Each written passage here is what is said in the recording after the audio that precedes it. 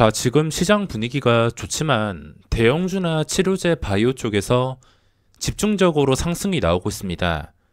말 그대로 지수를 끌어올릴 수 있는 종목들 위주로만 상승이 나오고 있는데 최근에 잘 나갔던 이 신규주들 캔들 한 번, 두 번만 좋게 뜨면은 바로 반응이 나올 종목들이 여러 개 있어서 귀찮아도 수익을 내고 싶으면 매일 집중해서 체크를 해줘야 됩니다. 신규주도 최근까지 분위기가 굉장히 좋았지만 지금은 시장에서 관심이 떨어지고 있습니다. 분위기가 좋았던 종목들도 공모가 근처에서 시작을 한 이오플로우나 박셀바이오 이런 종목들이 스타트를 끊으면서 좋았던 것이지, 그 뒤로는 소문난 잔치로 인해서 뻥튀기만 되고서 힘을 못 쓰는 종목들이 많습니다. 이렇게 신규주는 강력한 주포가 있어야 됩니다. 개미 투자자끼리 소문난 잔치로 매수를 하거나 유통 가능한 물량이 적다고 또는 시가총액이 작다고 그리고 품절주라 생각하고 산다고 주가가 오르는 게 아니라 박셀바이오 같은 종목처럼 주가를 올려줄 제대로 된 주포가 있어야지 대박이 날 수 있으며, 주기적으로 이런 대박주는 아주 가끔 찾아옵니다. 박셀바이오 같은 경우에는 지금 황금선 유지해주고 5일선까지 유지하면서 올랐던 자리에서 쉽게 빠지지 않고 있습니다. 이거 도대체 어디까지 오를지 잘 모르겠지만 제가 매매를 하지는 않을 거지만 이 정도 분위기로 봐서는 투자 위험 상태에서도 고점 돌파해서 진짜 끝까지 가보겠다는 생각 같은데, 저는 무서워서 손도 못 댈 것 같습니다. 오늘 상장하는 클리노믹스도 시초가에 출발한 다음에 세력이 들어올지, 구조주와 기관이 장 초반에 던지는 물량 전부 다 잡아먹는 그런 세력이 들어올지는 저도 알 수가 없습니다. 알 수 없지만 적당한 가격에 시작하고 빠질 물량이 다 빠진 다음에도 장중에 주가가 밑으로 심하게 흔들리지 않고 진정된 다음에 매매를 하거나 아니면 둘째 날부터 추세가 좋을 때 매매를 하는 게 훨씬 더 안전합니다. 무작정 시초가 매수는 어디로 튈지 모르고 최근에 NFC처럼 장대 음봉을 맞을 수 있으니까 안전하지 않은 투기는 피하시는 게 좋습니다. 간단하게 설명을 드리자면 분위기로 움직이는 것이고 주포가 제대로 들어와야 되기 때문에 실적이나 다른 기업의 내용은 그렇게 중요하지 않았습니다. 진짜 장기 투자로 갈 거면 그건 나중에 생각을 하면 되지, 어차피 초반에는 수급과 이런 거래량, 분위기로 움직이기 때문에 복잡한 거 다 생략하고 바로 설명드리겠습니다. 최근에 앱코가 이게 공모가 대비 시초가가 24% 뻥튀기 되었고, NFC가 공모가 대비 54%, 그리고 포인트 모바일이 2배 뻥튀기 되었습니다. 이것도 시가총액이 작고 이건 장외 거래에서도 한 35,000원인가 8,000원인가 그렇게 형성이 되어 있었기 때문에 2배 뻥튀기가 될 수밖에 없었습니다. 그래도 점점 제일전기공업이라든지 하나기술 2배 뻥튀기 된 종목이 고점에서 계속해서 내려가니까 지금 뻥튀기가 점점 줄어들고 있습니다. 앱코나 NFC도 이 장의 가격이 거래되는 가격이 정확한 건 아니지만 그 가격이 정규 시장에서 그대로 상장하는 게 아니지만 그래도 장의 분위기가 60% 이상 될 만큼 분위기가 좋았는데 60%에서 24%, NFC도 이건 시가총액이 작은데도 점점 뻥튀기가 되지 않습니다. 여기까지만 하더라도 딱 고바이올의 분위기까지만 하더라도 NFC 같은 종목도 아무렇지 않게 2배로 시작을 했을 텐데 그 전부터 분위기가 안 좋아지니까 점점 뻥튀기가 없어지고 있습니다. 클리노믹스도 당연히 뻥튀기가 없이 상장을 해야지 세력이 들어오든 말든 할 텐데 경쟁률 보시면 좀 작게 나왔습니다. 최근에 상장한 것들보다 훨씬 더 작게 나왔으며 동시에 4종목이 상장하는데 동시에 4종목을 청약을 시작했는데 에코, 포인트 모바일, NFC 이쪽으로 돈이 다 몰리면서 클리노믹스는 경쟁률이 그렇게 높진 않았습니다. 전체 주식수가 약 1300만 주. 이게 경쟁률이 낮게 나온 이유가 다른 종목들보다 기관의 경쟁률이 약했으며 게다가 구주주 물량이 많기 때문입니다. 유통 가능한 물량 보시면 이 1300만 주 중에서 46% 정도가 유통이 됩니다. 617만 주. 여기서 구주주 물량이 상당히 많습니다. 이거는 뻥튀기가 심하면은 상당히 어려워질 수가 있으며 시작한 다음에 이 물량들이 공모기관이라든지 구주주라든지 시장가로 던지는 물량들이 나옴에도 주가가 잘 빠지지 않고서 한 30분 정도 지나고 나서도 주가가 잘 빠지지 않고서 좀 안정적으로 거래가 된다면 그때만 공략이 가능할 수 있습니다. 어떤 모양이 좋냐면 나올 물량 장 초반에 나온 다음에 주가가 빠지지 않고서 30분도 이를 수가 있으니까 나중에 1시간 지나서 3분봉 기준으로 황금선이 보이기 시작하는 시점부터 이 황금선이 모든 것을 말해줄 겁니다. 시초가에 들어가서 버티는 것은 이 물량과 맞선다는 뜻이기 때문에 이 좋은 시장에서 엄청난 리스크를 부담한다는 것입니다.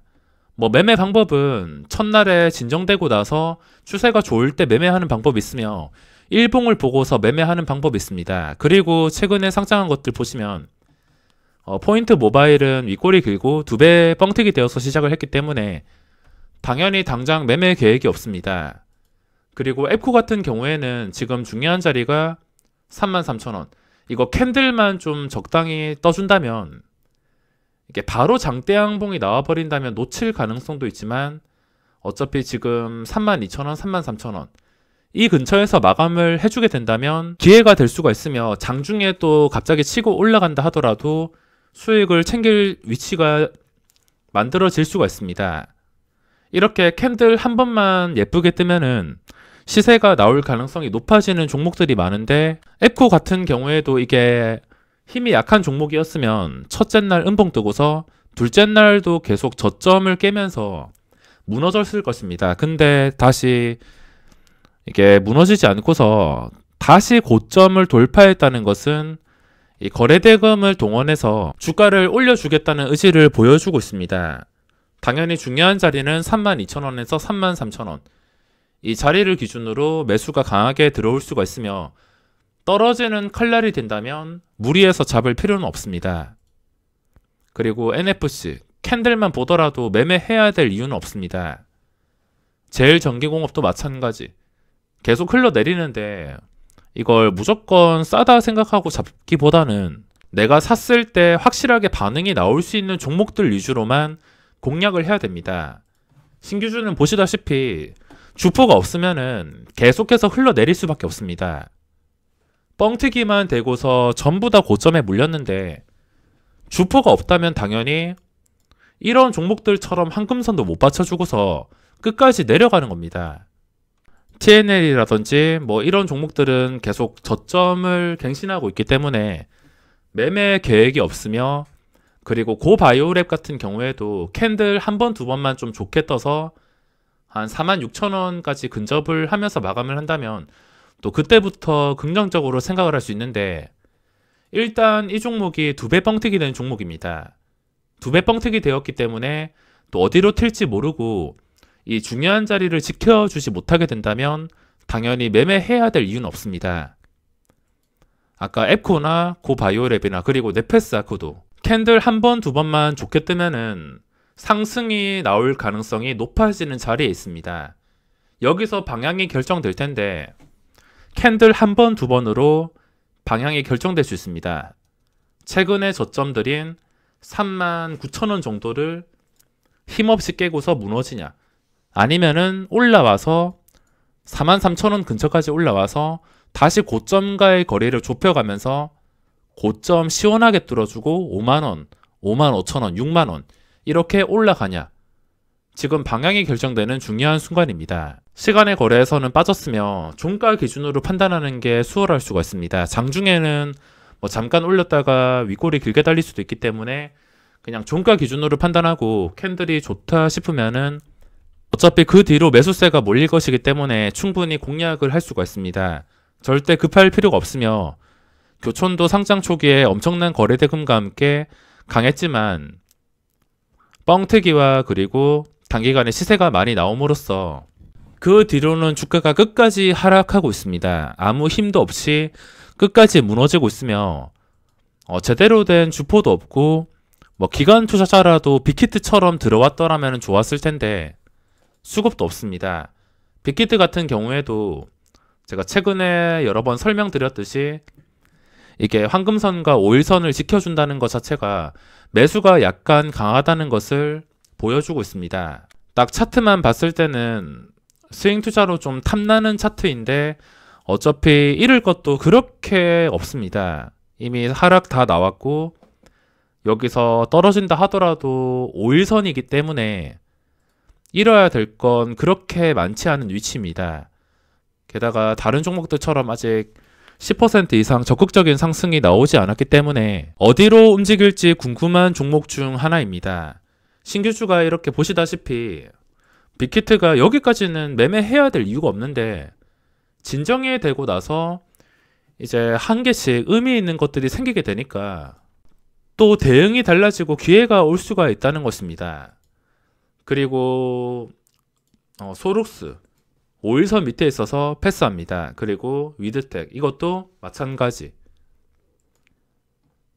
분위기 따라서 잘 나갔지만 기본적으로 이동평균선 밑에 있는 것은 밑에서 잡아당기는 힘이 강하다는 뜻이기 때문에 싸다고 함부로 들어가다가 그대로 물려버릴 수 있습니다.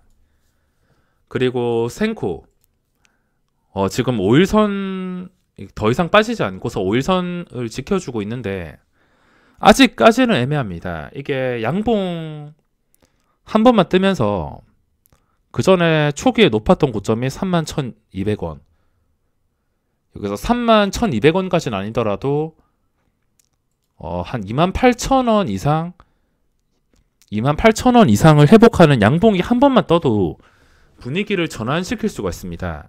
이것도 방향이 결정되는 중요한 순간이기 때문에 여기서 어디로 튀는지 확인하고서 결정을 할 수가 있습니다. 이렇게 많은 종목들이 무너지고 있지만 그 와중에도 캔들 한 번, 두 번으로 인해서 분위기가 바뀔 만한 종목들이 여러 개 있기 때문에 각자 기준대로 분석해 보시기 바랍니다. 박셀바이오 같은 경우에는 이거 고점 뚫어줄 분위기이긴 한데 저는 매매를 포기한 종목이기 때문에 그냥 뒤에서 구경만 할 생각입니다. 그리고 이오플로우 이것도 주가가 쉽게 내려가지 않고서 어째 되었든 간에 황금선 회복했습니다. 시간의 거래에서 2%나 떨어졌는데 일단 이게 장중에 호가 단위가 변화는 5만원 근처에서 계속 거래가 된다면 또 5만원 뚫어줄 때 탄력받아서 변동성이 생길 수가 있어서 그냥 5만원만 기억을 한다면 먹을 자리를 만들 수가 있습니다. 피플바이오도 같이 잘 나갔지만 황금선 아래 있으며 시간의 거래에서는 이오플로와 달리 1.4% 상승했습니다. 이것도 황금선 아래 있긴 하지만 최근에 저점에서 거리도 멀지 않습니다. 최근 저점이 48,550원 여기서 5만원까지 가격이 그렇게 멀지 않습니다. 이것도 호가 단위가 변하는 구간을 체크해 보신다면 도움이 될 것 같습니다. 라닉스 같은 경우에도 제가 이 고점 위에서 마감하기를 기다렸는데 결국에 이 고점 위에서 마감하지 못하고 내려앉았습니다. 시간이 지나서 내려가면 어쩔 수 없지만 시간이 지나서 다시 올라와서 이거 위에서 종가 형성한다면 차트 모양이 고점 돌파 모양으로 가는 것이기 때문에 그때만 관심을 가지겠습니다. 빅히트 그리고 넥스틴 이것도 그 전부터 차트가 좋아서 딱 여기서부터 보고 있었지만 거래량이 너무 심심하고 부족하기 때문에 공략에서 제외했습니다. 그리고 그 위에 거는 전부 다 이동평균선 밑에 있습니다.